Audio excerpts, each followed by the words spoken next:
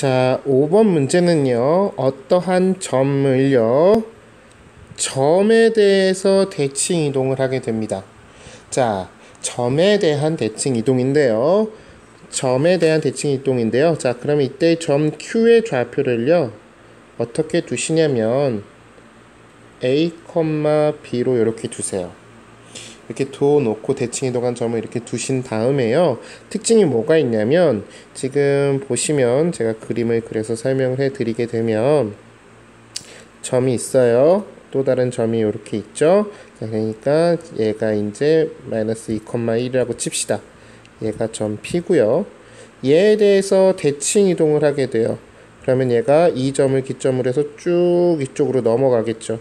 요 점이 이제 Q가 되는 건데 대칭 이동을 했기 때문에 여기 길이하고 여기 길이가 같게 됩니다.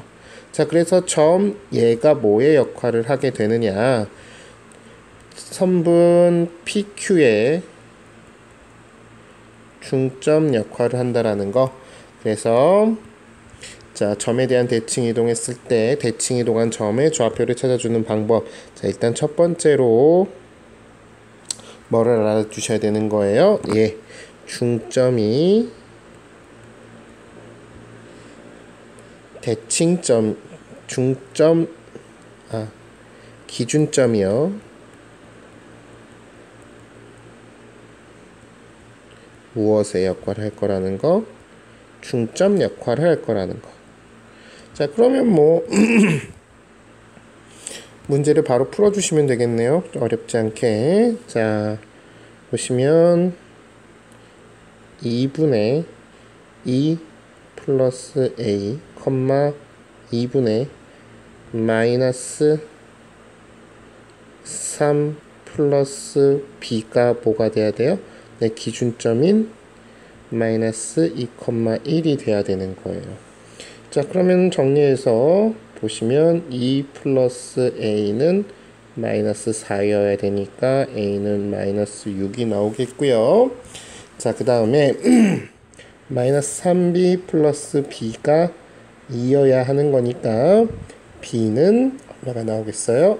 네, 5가 나오게 되겠네요. 그래서 대칭 이동한 점 Q의 좌표는 마이너스 6,5가 나오게 되겠습니다. 자, 5번에 1번 정리해드리면 점에 대해서 어떠한 점에 대해서 대칭 이동한 점은, 자, 이 기준이 되는, 대칭의 기준이 되는 대칭점이 바로 뭐가 된다? 대칭 이동한 점의 중점 역할을 할 거라는 사실, 요거 알아두시면 금방 풀 수 있는 문제였었고요. 자, 2번 문제를 보도록 할게요. 자, 2번 문제는 여기서 조금 더 응용된 문제라고 보시면 돼요. 자, 원이 있어요. 점에 대해서 대칭 이동한대요. 그러면 제가 아까도 원 풀 때, 그러니까 한 몇 번이었나요? 3번이었었죠. 자, 이거를 대칭 이동한 이 식 자체를 식에다가 대칭 이동을 하게 되면 제가 어렵다라고 얘기를 했어요. 자, 그러면 그렇게 하지 말고 어떻게 하라고? 표준형으로 바꿔주라고. 이렇게.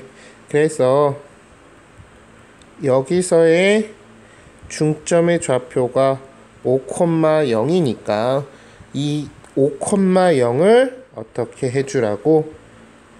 요 대칭 이동에 관련된 기준점을 가지고 대칭 이동을 하라고. 자, 그랬을 때 그 대칭 이동한 점을 A하고 B라고 했을 때, 자, B라고 했을 때 뭐라고요? 자, 기준점, 즉 3,4가 중점 역할을 할 거라는 겁니다.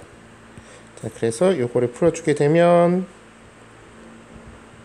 2분의 A 플러스 5, 2분의 B는 무엇과 똑같아야 되는 거예요?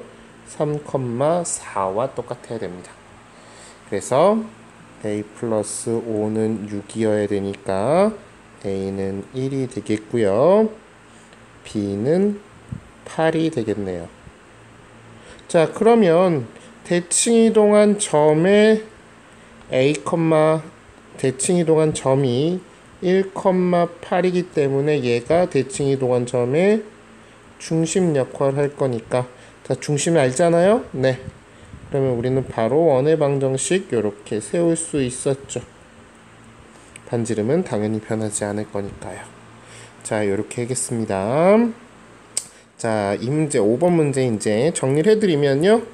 점에 대해서 대칭 이동하게 되면 그 기준 대칭의 기준이 되는 점이 무엇의 역할을 할 거라는 거, 중점 역할을 할 거라는 사실, 요것을 가지고 요것을 알고만 있다라고 한다면 이 두 문제는 쉽게 풀 수 있었다라는 거.